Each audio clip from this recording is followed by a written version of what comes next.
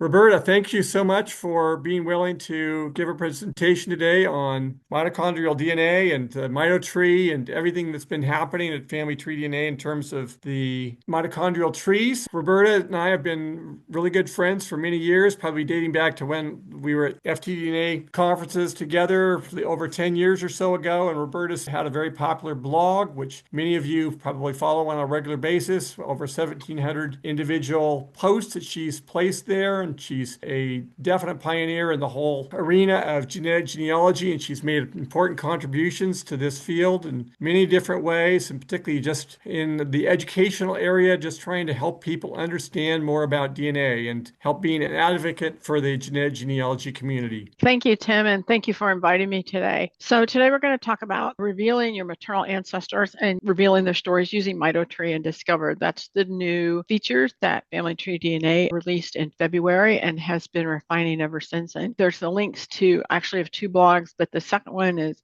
still there, but I don't update it regularly. And there's lots of free articles. They're both free, always will be. So today we're going to talk about several things. We're going to start a little bit with the basics and how does the science work? What can we learn about our ancestors? How do we use mitochondrial DNA for genealogy? The new tools, including haplotype clusters, mitochondrial DNA Discover, and then a few case studies, because who doesn't love case studies? We're genealogists, right? So starting with the basics, there's three kinds of DNA for genealogy. There's Y-DNA for males, which is the paternal, or in Western culture, the surname line. Autosomal DNA, which is both sexes of all lines, but not back as far. And mitochondrial DNA, which everyone has, so both sexes can take that test, and that's matrilineal. And there's a little bit of a difference between matrilineal and maternal, because some people say it's the maternal side, and it is, but maternal means everything on your mother's side, but matrilineal means your mother's direct line, and that's what mitochondrial DNA tests. So it's direct line descendant. So women contribute their mitochondrial DNA to both sexes of their children, but only females pass it on. So in the current generation, males can test for their mothers, but only the current generation can do that because in the earlier generations, the males don't pass it on. So we only get it through the female line. It's never mixed with the DNA of the father, and that's the blessing in this, because unlike autosomal, it's not recombined. We receive it intact, and every now and again, a mutation occurs, which is what makes it useful for genealogy. But everyone can test for their own mitochondrial DNA. It's not like with females, if you want to test Y-DNA for your line, like my Estes line, I had to find a male Estes to take that test because I couldn't, because I don't have a Y chromosome. So you're going to have fewer matches with mitochondrial DNA, and people at first are upset by that, but it's actually a waiting game, and you have fewer matches because remember, it's only testing one specific line. So I want to remind you that every father has a mother, and people are like, what? I know that. But we often don't think about the fact that we can test our own mitochondrial DNA, but there's a lot of different mothers, females in our tree, and you can test your father's mitochondrial DNA and get your paternal grandmother's results. So sometimes results for your ancestors are just as close as your close family. So I try to gather mine. I test everyone that I can find to gather my ancestors, because one of the things you'll hear me say throughout this presentation today is, you don't know what you don't know. So let's talk about the underpinnings of mitochondrial DNA, how it works, why it matters, how it affects your genealogy, and the new Mitotree. So how does mitochondrial DNA work? Well, there's 16,569 base pairs. It's a circular organelle.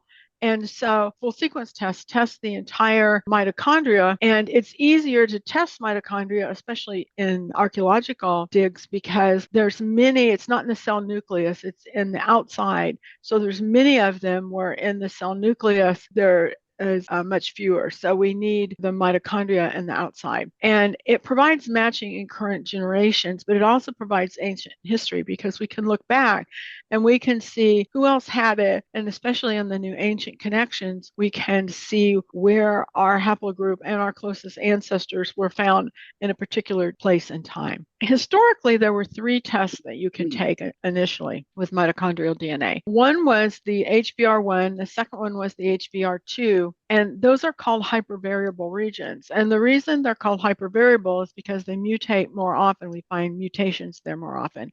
If you think of a clock place, the hypervariable regions are from 11 to 12 and 12 to 1. And the rest of the coding region, where the genes actually are, is in the rest of that. So it mutates less often because the coding region is where the genes reside, and it's more likely to affect the organism. This is important for two reasons. First of all, because the mutations are not necessarily reliable in the HVR1 and 2 region. We'll talk about that a little bit more in a little bit. But also because people originally took some of those tests but didn't upgrade. So you may have matches there that haven't upgraded to the full sequence, and they might actually be your ancestors. So I don't encourage people to ignore those. I encourage you to evaluate all of your matches. So genealogy and mitochondrial DNA. Let's talk about mutations. Mutations are differences from the reference model. And there's a couple of reference models. One is the older phylotree, which Mitotree has replaced, and then, of course, Mitotree. They're passed from mother to child. So any mutation that your mother has is going to be passed to you as well.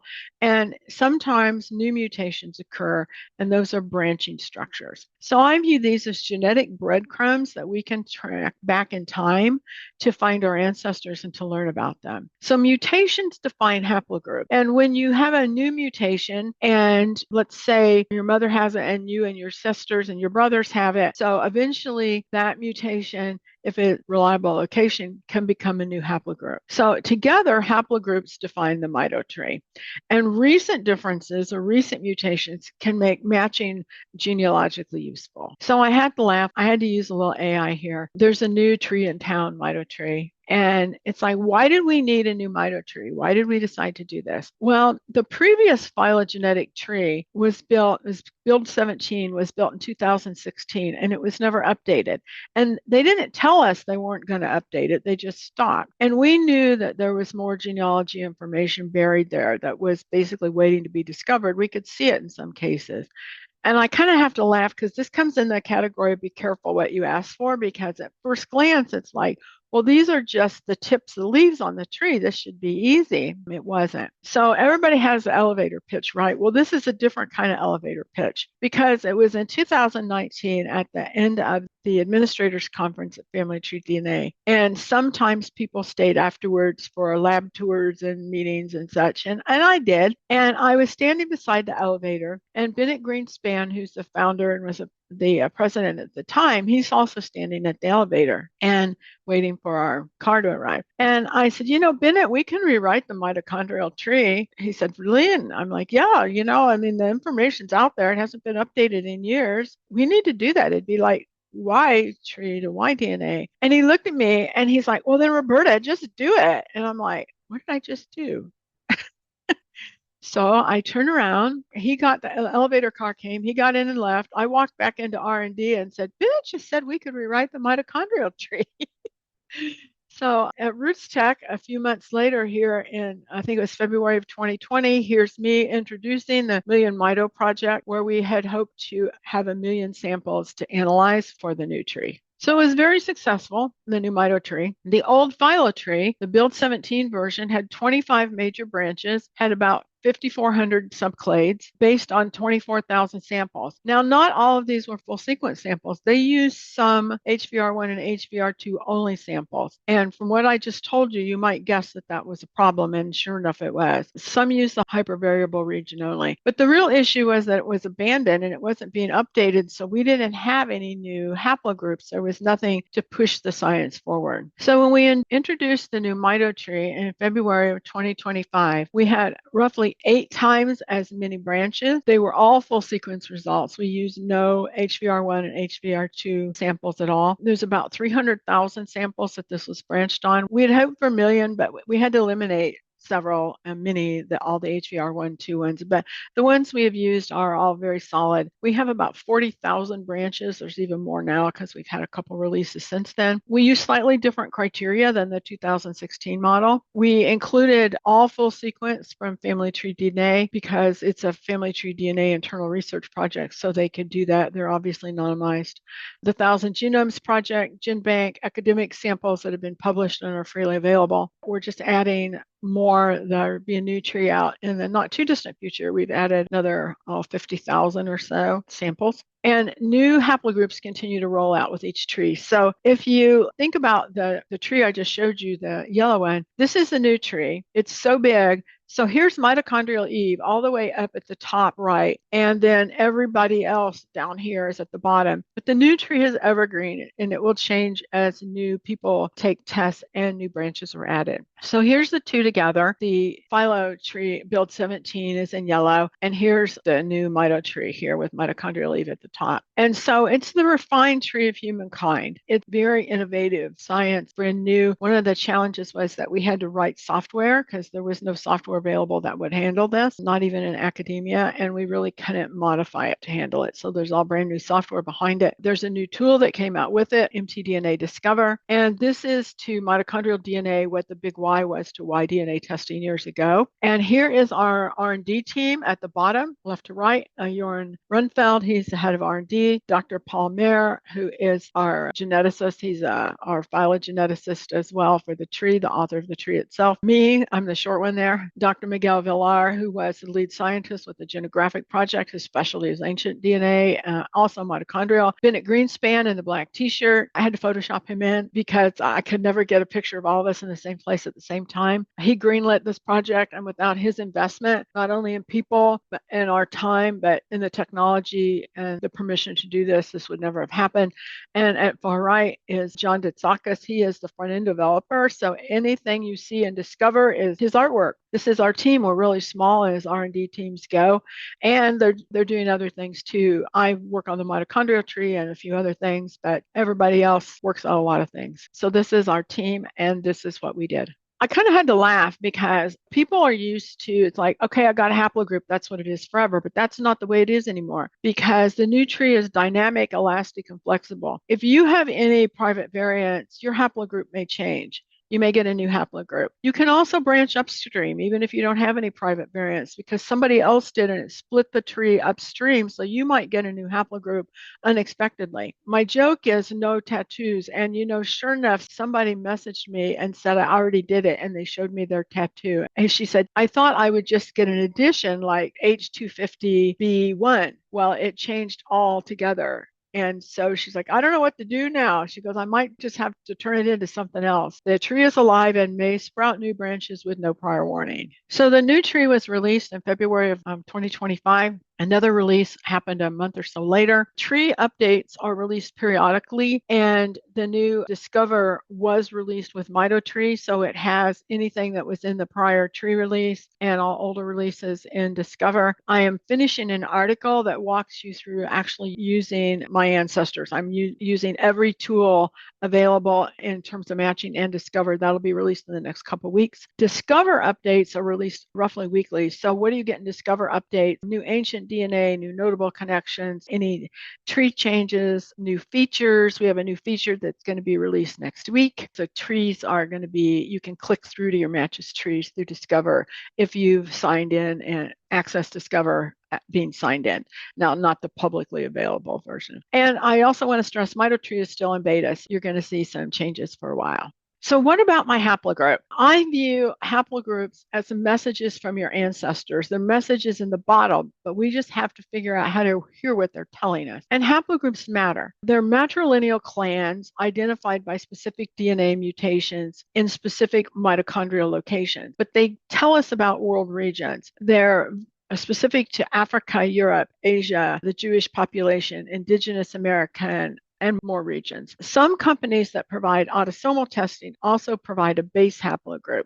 23andMe and Living DNA are two of those. But basically, it's an estimate or a very upstream haplogroup versus a detailed haplogroup. And the detailed haplogroup and matching and all of these features require the full sequence test, and you can only get that at Family Tree DNA.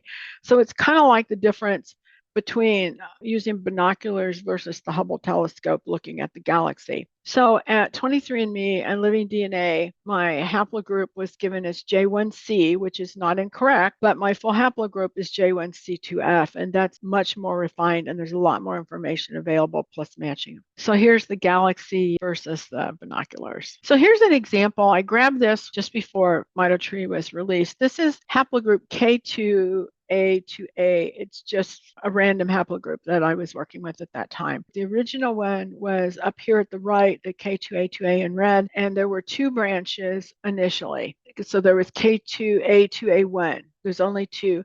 And on Mitotree, it went to about 50, and several were down here. This is time on the left. Several were down here in the genealogically relevant time frame. Lots of big changes. So let's talk about haplogroups and how they're born for just a minute. And I promise this is as sciencey as we're going to get today. Mitochondrial DNA, actually all DNA, is made up of 4 nucleotides. We call them A, T, G, and C because nobody can pronounce the rest of them. And one is normally found at each mitochondrial location in the reference model. And the reference model was basically the first person whose DNA was sequenced back in 1981. So that was considered normal. And in 2012, we went to the RSRS model, which instead of comparing to that person from England, actually reconstructs mitochondrial Eve and compares to her. Mutations are not created equal. Some different types of mutations happen more frequently or are easier chemically to have happen. So some mutations are used for haplogroup definition, but not all of them because some of them are too unreliable. For example, mutations at 309 and 315 are too unreliable for both haplogroup definition and matching.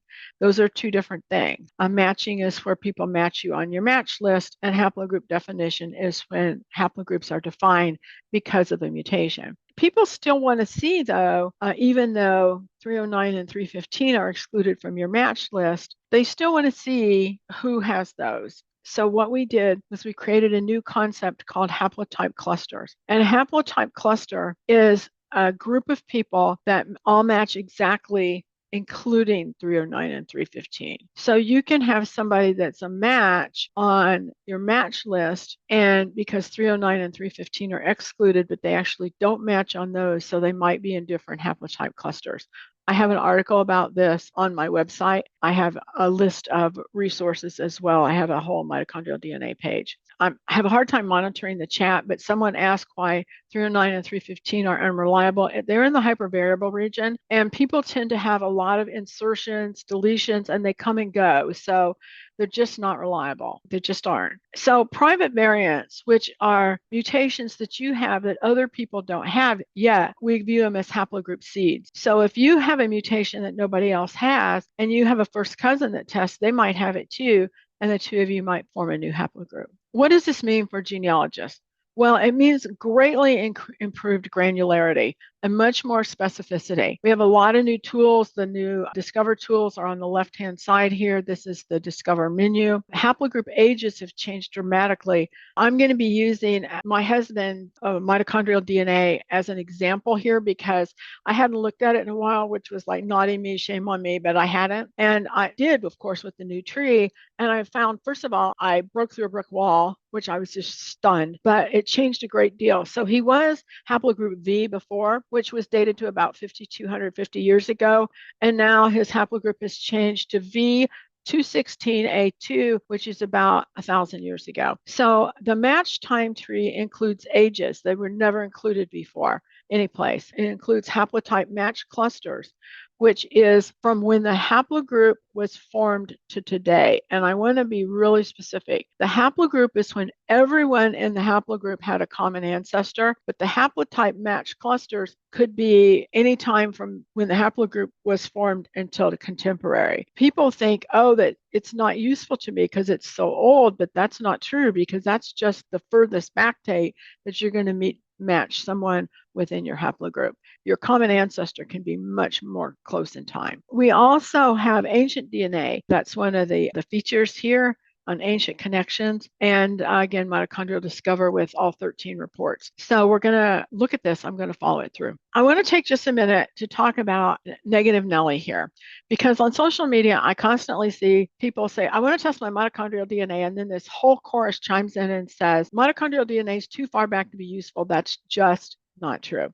Haplogroups can reach back thousands of years. Don't bother. You probably won't get any good matches anyway. Use autosomal. Well, autosomal DNA and mitochondrial DNA is apples and oranges. It's two different kinds of things. They can be used in two different ways. And mitochondrial DNA, just because the haplogroup is 1,000 years old, doesn't mean your matches are 1,000 years old, your common ancestor with them. If everybody discouraged everyone from testing, there would be no genetic genealogy today, because like Tim said in the intro, if the pioneers hadn't tested, none of us would have this testing today. Negative commentary discourages testers, meaning there's fewer matches, because if more people don't test, you're not going to get more matches. If that becomes a self-defeating, self-fulfilling cycle of doom. So I encourage testing and actively using the new tools. They make a huge difference. And sometimes DNA is a waiting game. Look at it this way. If there was a book about your maternal line family, would you buy it? So what if it was out of print and it was $200 and it was only available in one bookstore in Boston? Would you track it down and order it?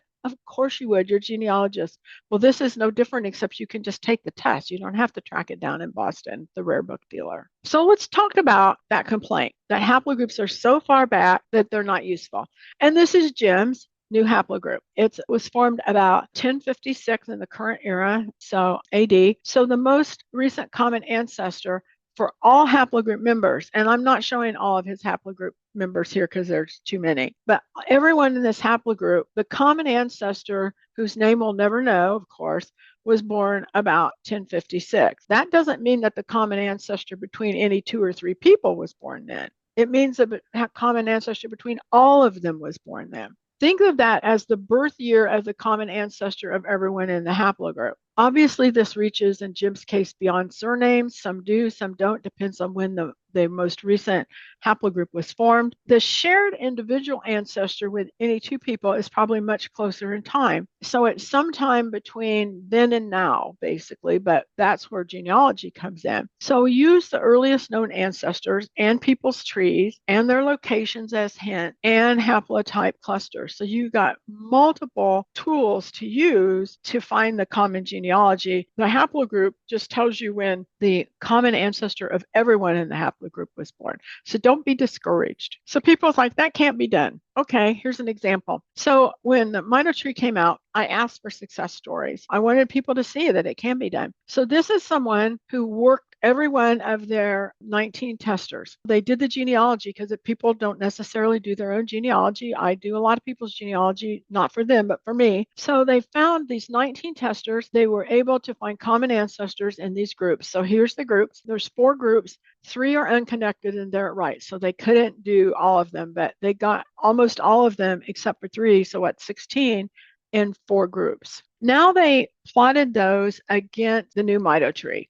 So here's the people, and here is the matched, it's called the matched time tree. We'll talk about that in a minute, but basically when you sign in and you click through to discover from your kit at Family Tree DNA, then it shows you your matches on the time tree. So what they did is they took these groups and they drew little lines between them and the haplotype clusters and their common genealogy on the time tree. I think that's fascinating that they were able to do that. The question that all of this tries to answer for us is, where did I come from? And there's unique mitochondrial DNA information in many locations at Family Tree DNA. And so we're going to talk about some of those and how to use them for your genealogy. There's your haplogroup, which is your matrilineal clan. It's available in the legacy tree and also Mitotree. There's your matches, which are far and near, earliest known ancestors, which we hope that other people put that information in. The trees, finding connections, profiles, map, haplotype clusters, discover reports, and the match time tree, those 3 are new.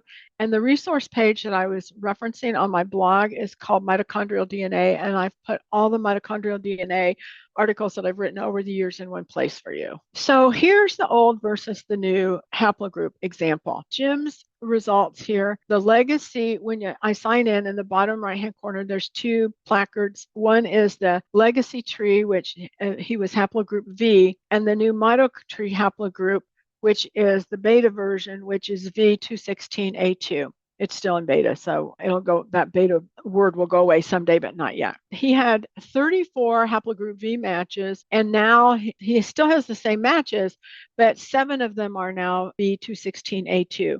That means there was at least one split, right? But there were actually 6 haplogroup splits in those 34 people. And each new tree version may branch yet again. So the way when you sign in to click through to discover, so there's 4 ways to match. And I know this is kind of busy and I apologize for that, but boy, you got a lot of tools now. So there's your normal match here with genetic distance. And the genetic distance is the number of mismatching locations, excluding 309 and 315. The exact matches mean that you match. So James and Pamela matched each other exactly. There's the old haplogroup here. And then over here, this is new. There's the haplogroup that this other person, so Pamela in this case, is in haplogroup V216A2. And both James and Pamela are in the same haplotype cluster. So that means they match exactly, including 309 and 315. But now here's kind of a confusing part because James has his ancestor is Romania, and Pamela has hers at Hungary. And if you were just glancing at this, you might just ignore it, say, oh, they're not from the same country. But think about what happened to the Austro-Hungarian Empire. And then, and I don't want to get ahead of myself, but I'm going to get ahead of myself because I was so excited. We have Sophia Schmidt here, and Jim thought that his ancestor's name was actually Smith, but we found out it was Schmidt. And look, this person has Elizabeth Schmidt Hornung. And I'm like, wait a minute, I need to look at that. Well, they don't have a tree, but I signed in so I could see both Jim and his match. I signed in through the research system so I could see them both. If you're looking here at the mitotree, the haplogroups, if the haplogroup is checked but not the haplotype, that means they're not an exact match.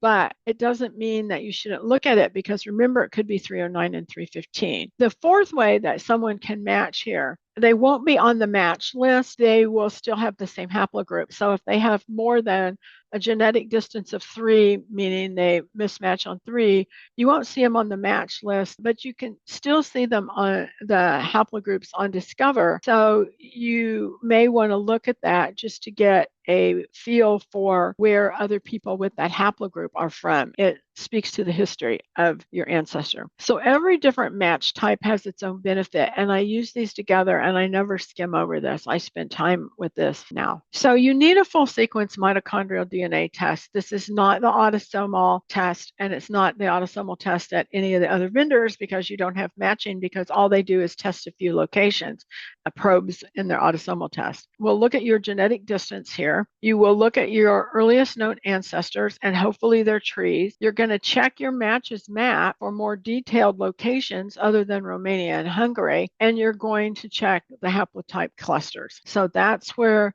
the new tools are and the order that we're going to take a look at them. So we have haplotype clusters, and I want to spend a minute on haplotype clusters because this is new. So it's exact matches, including all genetic locations. So for Jim, the people he matches in the same haplotype cluster will have a check mark here.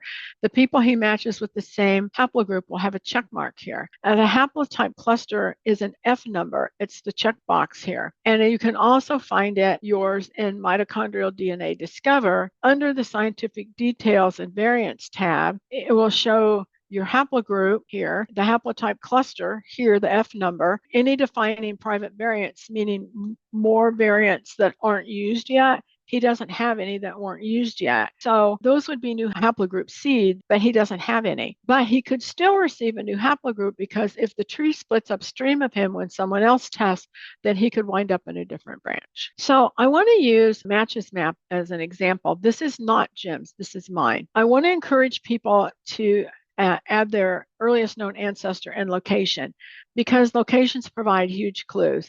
And sometimes they're before the adoptions of surnames because we don't stop caring when surnames were adopted. We wish we could go further back, and this is the way to do that. So when your matrilineal lineage is unknown, the matches map are really useful. Here's me. That's my ancestor in Germany after the 30 Years' War. 1648, I think, was the first record of her there. But when I looked at my matches map, my red matches here were full sequence, exact matches. Orange had one difference and yellow had two. Well, look at where everybody is. There's a couple here, but most everyone is up here. I didn't expect that. My ancestors were in Germany and all the church records. I know they were in Germany. I have the proof, right? What happened? Well, I can tell you what happened. When I started looking at the actual history of the region, the Swedish army marched all the way through, and they started here and they went through this part of Poland and then they went to Germany during the 30 Years' War. There was a baggage train and the women were on the baggage train and they cooked and did things. They supported the troops in various ways. So did a woman get left? Did a woman have a child that got left? We don't know, but it happened. And it seems to be related to the 30 Years' War. And that's the best explanation I can come up with for how so many of my exact matches are in Scandinavia. So here's what we're going to do and how we're going to focus to get new results. So we have a haplotype cluster with exact matches and the match time tree that we can click through and see our matches on the time tree and the haplotype clusters grouped together. The matches of GD of 0, we're going to look for those on the match list. They may be in a different haplotype cluster. We're going to focus on the clusters of closest first. But remember, someone with a different 309 could be in a different cluster. That doesn't mean you shouldn't look there. It may be important and closer genealogically than you expect because mutations happen and they happen whenever they happen. Heteroplasmies introduce headaches, and I'm not going to spend time on heteroplasmies here. I have an article for that. I think it's called What Are Heteroplasmies and Why Do You Care? But basically, it's a mutation in process that's found at different levels, and you have two of a different mutation in your own result. So check the Discover time tree, and there's a new globe tracker that will be coming soon, which will basically do that for you. Under maternal line ancestry, if you've taken the full sequence test, you will see Discover haplogroup reports, and that's how you get to Discover. There is a free version available without clicking through, or at the bottom of the page, there's free versions available. So you can, if you only have J1C, you can use the free version, but you won't have the match time tree and a lot of the features that you have in the version if you click through. That's customized for you. So the free version provides much less information. So your customized Discover is your private book.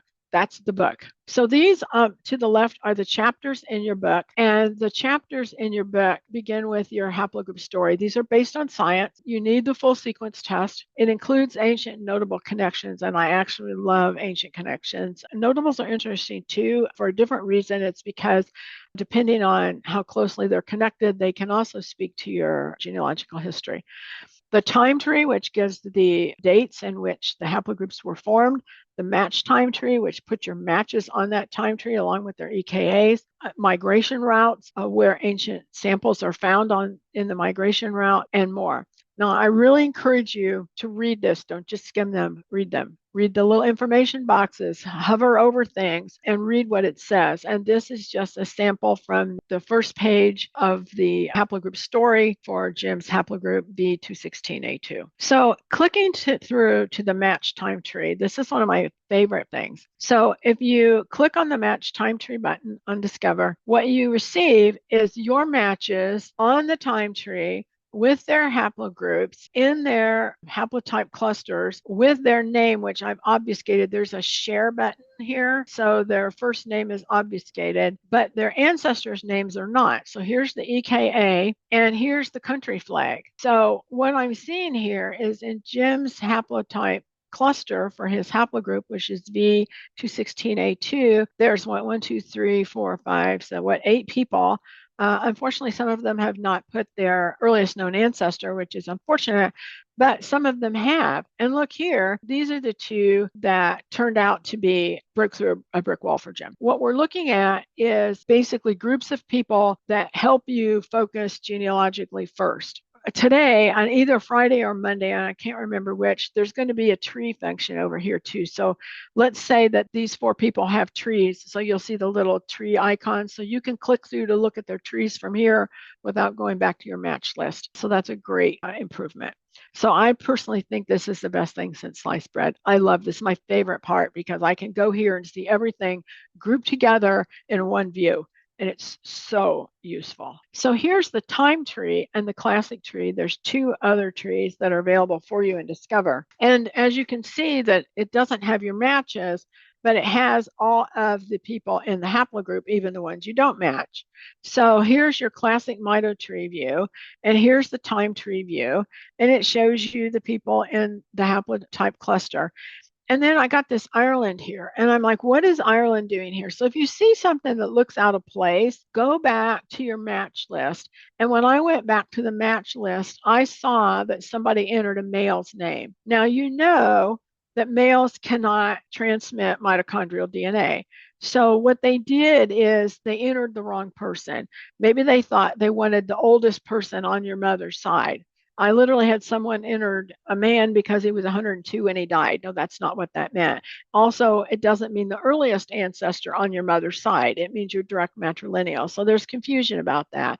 So if something looks funny, go back and check your match list and follow up on it. So yes, he was a confused tester. So ancient connections, man, I love these. This is the second best thing since sliced bread. These are shown at the top in the closest to most distant. If you click through from your page, you get I think 30 or 32, I can't remember, you can count and see, ancient connections, if there's that many in the database that pertain to you. These are the closest to you first, genetically closest, to as you go further back on the list, it's further back in time. The last 2 here are always the most distant. It's a Denisova and one of the cave findings. These are always the most distant. So what I'm telling you is when new ones get on, and they add hundreds every week, literally. So this Vasterhuis 5 may roll off the list at some point when there's one that's closer. So I actually make a little spreadsheet. I know I'm kind of anal, but it's just what I do. I make a little spreadsheet and I put the information about each one in the spreadsheet so that if one rolls off the list, I still have that information. Look for cultural patterns. Focus on your shared ancestor because it's not when this person lived so much. Full Nabrone 13, they're in Ireland. It's not when they lived. It's when the shared ancestor between you and that ancestor lived because clearly Jim's ancestor is not from Ireland, but this person migrated from their shared ancestor, which was sometime before 5,200 years ago or 3,200 BCE. Their shared ancestor lived in a different place. That's one of the reasons I make the little chart. I guess I should say at this point that in one of my shared ancestors, not Jim's, but I actually found a burial that was like 5 kilometers away from where my ancestor was found. So I was so excited to find that. On the migration map on Discover, that's one of the other tabs you can click on. The trowels identify the ancient burial locations, and you can click on them and a little box will pop up and show you the information about the burial in that location. And then the little red circle is where the root haplogroup, not Jim's V216A2, but the root haplogroup V is formed. So if you mouse over that, it will show you that as well. Let's look at genealogical scenarios. Let's look at target testing, mitochondrial versus autosomal, haplogroup discovery, disproof is proof, accidental discoveries, you don't know what you don't know, and gathering all of your ancestors' mitochondrial DNA and testing scholarships. I offer testing scholarships and use all tools to work with the results. So we're going to look at this for the next few minutes. There's the first 1 or 2 that are fairly lengthy, and then they go pretty quickly. My first huge brick wall breakthrough that I'm going to talk about is my own line. So I have to call this the 4321 Williams and 3 wives, because how many people here, I know you can't raise your hands, have ancestors with the same names? I have 3 men in a row named William Crumley. Fortunately, they only 2 of them lived at a time, but they're still father's son, and there's a 4th William Crumley that's the son of the last William Crumley. In October of 1817, some William Crumley married Elizabeth Johnson. My William Crumley, his wife was Lydia Brown. The problem was that there was daughters born to the William Crumley that we thought married Elizabeth Johnson, who had been married to Lydia Brown and married Elizabeth Johnson, was born in April 1817, March 1818, and one was born in April of 1820, a year apart. So if you start doing math and counting on your fingers, you'll figure out very quickly that for Phoebe Crumley, which is my ancestor, of course, the one with the questions right in the middle, to have been born in March of 1818 to the father, William Crumley, his wife had to die shortly after April 1817, if not in childbirth. And he, within 2 months, had to have gotten Elizabeth Johnson pregnant and then married her in October for their daughter to be born in March of 1818. I had found somebody to test my own line, but what I really I needed a test from the 1817 daughter and I needed a test from the 1820 daughter to make sure, because I actually had birth dates, but you know how these early birth dates are too. There's no death certificates. We're taking them from gravestones and pieces of paper that are passed down. So what happened? Well, I confirmed that Phoebe Crumley was Lydia Brown's daughter, which means that only other William Crumley that was old enough to marry at that time was William Crumley's father. So he's the one that married the younger Elizabeth Johnson. So we actually proved that by proving that the younger William Crumley had not remarried. The older William Crumley married Elizabeth Johnson, and Lydia Brown's mother's name was Phoebe, which fits because that's also the name of my ancestor, Phoebe Crumley. So she'd named her after her mother, but we didn't know what her last name was. So my cousin emails me and says, I have a theory that Phoebe, that Lydia Brown's mother, Phoebe, that the family came out of New Jersey and their surname was Cole. Will you go and look at the DNA again? And I'm like, wait a minute, they're in Frederick County, Virginia. New Jersey? That doesn't make any sense. And she says, well, I'll tell you what I did. I did the history of the entire Hopewell Quaker Church, and a whole bunch of them came from New Jersey. So I think the whole church came from New Jersey. And I went back there and I found a bunch of Coles. I'm like, seriously? She says, yeah. So then I went back to my ancestor, the tester for my ancestor, Phoebe Crumley, and I looked at her match list. And look here on the left-hand side, there's a Lydia Jane Cole in the match list that married a William Powell Simmons in Frederick County, Virginia in 1801. Well, I don't know if it wasn't there or I missed it because Cole didn't ring any bells for me. And not all the information was here. The names were there, but the marriage information wasn't. So I had to go to another resource and find out where Lydia Jane Cole and William Powell Simmons married. And sure enough, then we go to the First Presbyterian Church records in Morristown, New Jersey, not Quaker, but Presbyterian. And we find Lydia Cole, whose christening date was August 31st, 1766. And I'm like, oh, and then we went and found more records, including Phoebe, who was baptized, the daughter of John Cole.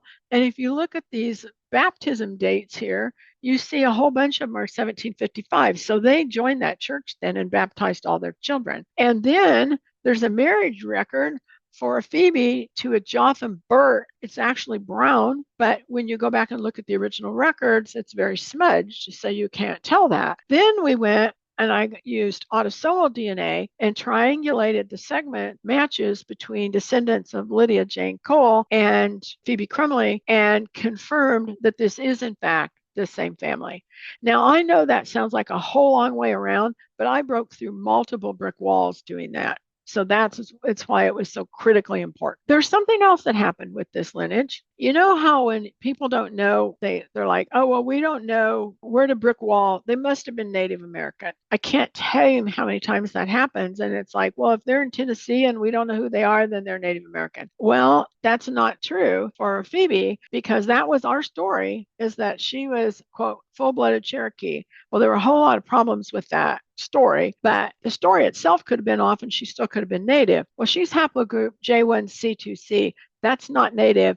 And now, not only is that not Native, but we know who her ancestors are. And the people who were doing the genealogy years ago, and thank goodness they did something because we would have nothing without it, they were incorrect. Now, this is my fan chart. And on my own computer, never on a public tree, because first of all, if you put a middle name on a public tree that's not their middle name, you're going to mess up the search algorithm and you don't want to do that. But also because these change, I could have the wrong identity on someone. It happens. So what I do on my own computer is I put their haplogroup as their middle name because that way I can see at a glance which ancestors I have haplogroups for and which I need haplogroups for. So I actually recruit people for these lineages that I don't have, both Y and mitochondrial DNA. And this is the only one here that I still need. It's Dutch. She died before her husband and the children immigrated. So the chances of finding that are probably slim, but never say never. So we also proved that Phoebe was not native. We have her haplogroup. We found her family. Man, that's a win in so many different ways. Speaking of Native American ancestry, I have Native American ancestry on both my mother and my father's side. And I'm still working on exactly which person was Native on my father's side. I actually think it came from someone who was enslaved because that segment is right up against an African segment. But that is actually a discussion for a different talk. The other ancestor, this person tested and they had no idea that their ancestor was native. They tested their mitochondrial DNA. So as it turns out, not only was she native, a whole lot of other people have tested that have that same haplogroup and match her and have joined the Acadian Amerindian DNA project. And her name was Anne Marie. And now we know that Anne Marie's daughters and her descendants who descend matrilineally have haplogroup A2F1A, and now they have a more defined haplogroup as well. So sometimes by testing, you discover things that you never knew. So the third way that you can use this is to test and make discoveries. So Dorcas Johnson, misplaced ancestors. Is Dorcas Johnson really the daughter of Mary Polly Phillips and Peter Johnson? Their oral history was that they were from Scotland or Wales. She married Jacob Dobkins in 1775 in Dunmore County, Virginia, which is now Shenandoah. Her descendant, which I like to never found, tested her mitochondrial DNA, and we discovered that other descendants that had tested. She's haplogroup H2A1 European. Unremarkable, right? Maybe not. So let's dig a little deeper. One report said that Mary Polly Phillips didn't speak English when she married Peter Johnson. She spoke Dutch, but they were settled in a highly German area of Pennsylvania. So could she have been German?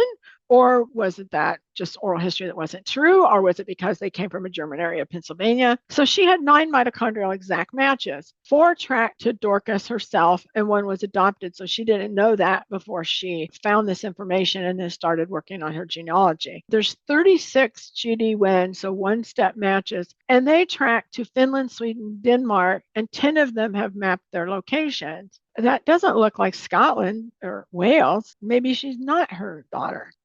So I decided I mapped the matches who did not provide their location information. And how did I do that? Their trees, the earliest known ancestors. I used that information in Ancestry, MyHeritage, and Family Search, and WikiTree. Their email address, their country. Like this is FI. I know that's a Finland. If nothing else, I know it's Finland, right? I Googled their name, ancestor email. I used social media. And then the surnames and locations on their profile card here. Like I can tell these are Finnish names. Even if there's nothing else about this, I can tell that much.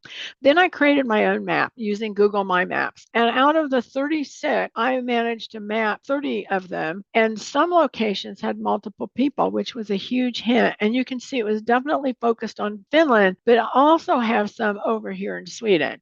And this turns out to be important. So I mapped Dorcas's migration path. If her mother didn't speak English, how could she communicate with her Scottish husband? Peter Johnson reportedly lived at Head of Elk, Maryland, in Cecil County, Maryland. Then we find them in Pennsylvania. Then we find them down here in Virginia. And then they wind up in Pittsburgh. So this is their migration path. Head of Elk, Maryland was settled by Swedish mariners and fishermen from Fort Casimir, Delaware in 1694, 15 miles away. Do I have a Y-DNA tester for Peter Johnson, her husband, or her purported father? Yes, I do. Look here. Peter Johnson's Y-DNA matches 4 Johnson men. They descended from Peter Johan Joachimsen, who was from Denmark, who arrived in 1743, served at Fort Ellsberg in New Jersey, 4 to 5 miles by water from Fort Casimir in the colony known as New Sweden. It looks like neither Peter nor his wife were Scottish or Welsh. Both of them were from Scandinavia. So now I'm going to do what I call the lightning round.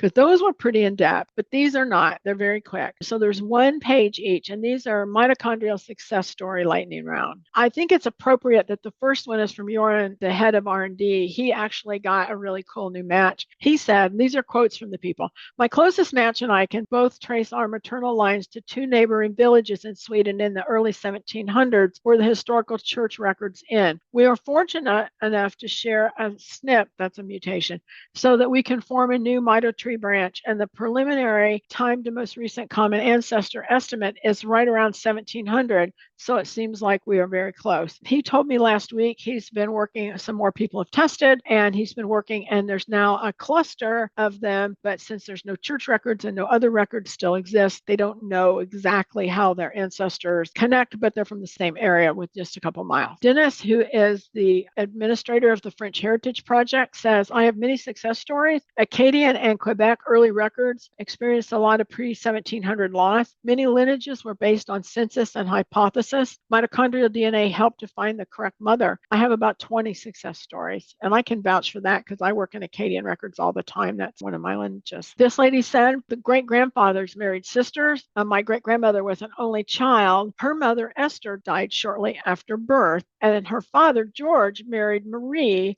and had a daughter, Hazel. When I finally found a mitochondrial DNA tester for descendant of both daughters, their rare mitochondrial DNA matched exactly. And then autosomal matches were closer than they should have been, so mitochondrial DNA nearly proved that Esther and Marie were sisters, or at least closely related, because they could have been first cousins, right? So then we located several documents proving conclusively they were sisters, which is a big win for mitochondrial DNA testing because we wouldn't have known what to look for otherwise. And this one was so much fun. Said on Happy Valentine's Day, said on Valentine's Day, I waited 8 years, and finally on Valentine's Day, I got a match. My line was Inger, Esther, Erica, Anna, Lavisa, and Katerina, but my match also matched to Katerina through another daughter, but my match had Katerina's surname, so I got to add Ingrid, Britta, and Ingrid, 3 new generations to my tree. She says, I'm happy, happy, happy. She might have waited 8 years, but it sure was worth it. Mitochondrial DNA overcomes burned records. She says, I found 2 more generations with mitochondrial DNA. Earliest known maternal ancestor was born in 1750, and the census records before 1784 had burned. I have an exact match from the same village, so I tracked her line, and her maternal ancestor in the same generation was younger and married 10 years later. I discovered an estate inventory proving that my maternal ancestor connection to that family, and I would never know where to look without the mitochondrial DNA test. This person said that these ancestors were in the same location, says I have one exact full sequence match. I was discouraged because I was told it could be recent or thousands of years ago, but I traced her and my mother's matrilineal lines, and they wind up in the same town about 1750. So now I'm working with autosomal matches because common ancestors in the autosomal matches trees may lead to my ancestor, and that's so very true. I have done that before and used triangulation and then worked it back. Rare haplogroup overcomes illegitimate birth. This person had a rare haplogroup, and her maternal great-grandmother was born illegitimately. She had a very common first name in a small Austrian village with no last name given in the baptismal records. So several single women in that village had the same name. So her mother had autosomal matches to descendants of a woman from the same village whose sister had the right name. And so they located a direct maternal descendant in that group of autosomal matches, bought her a mitochondrial DNA test, which was an exact match. And so the sister of her ancestor is likely her great-great-grandmother. Now, why did I say likely? Because it could be first cousin, right? Because it's a small village, but using the autosomal and the mitochondrial, she knows she's at least in the right family. Thomas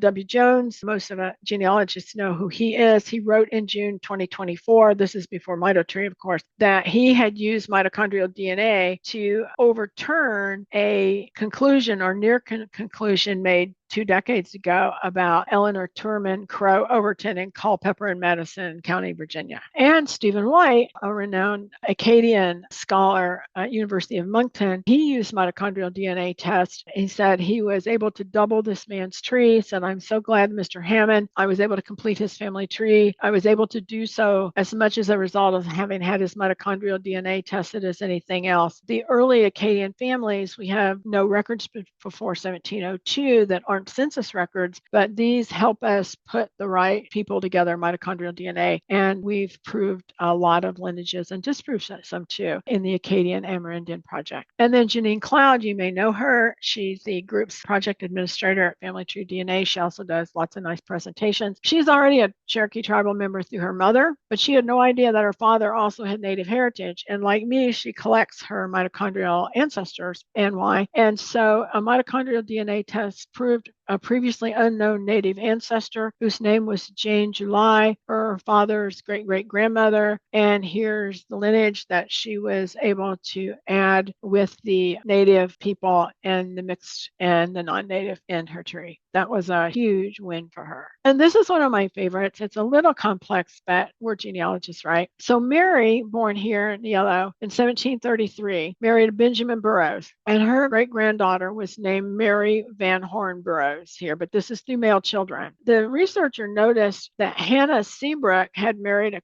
Cornelius Van Horn, and they had their only daughter was named Mary Van Horn, who was also born in 1733. So she theorized that Mary Van Horn, born in 1733, might be the daughter of, it was Hannah Seabrook's daughter, might be the Mary who married Benjamin Burroughs, her Mary. But she couldn't find a direct line tester because we don't know who this Mary, who was born in 1733, but there's no further information. We don't know if she had females because we don't know who she married. And this Mary over here descended through a male child, but our tester's mother descends through this Mary through daughter. So she tested her. So the genealogist went back up the tree to Hannah Lawrence, who married Joseph Glover in 1664, and then found females all the way down to present time and tested one of those using the scholarship. And sure enough, she also matches. So now using mitochondrial DNA, we've proven that Mary Van Horn is the Mary who married Benjamin Burroughs in the same place. So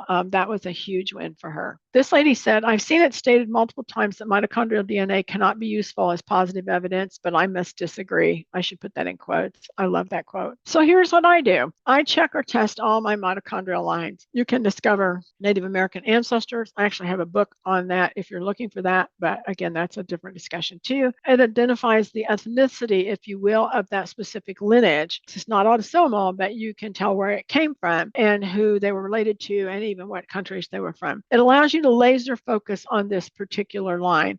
And it allows men to also participate where women can't participate in Y DNA. Everyone can test their own mitochondrial DNA. So what is your research path? First of all, test yourself. Test your known family members who have different mitochondrial DNA, like your father. Use your tree to find and test appropriate cousins through autosomal matches, just like that lady did with the Burroughs line, through common trees, through projects at Family Tree DNA. At Ancestry, I use through lines for hints to find people that descend appropriately and message them. At MyHeritage, theories of family relativity and smart matches. A month before and after Roots Tech, if you sign up for Roots Tech, it's free. Relatives at Roots Tech shows you people who you're related to and how you're related to them. And WikiTree, I use WikiTree to find people who descend appropriately from the ancestor in question.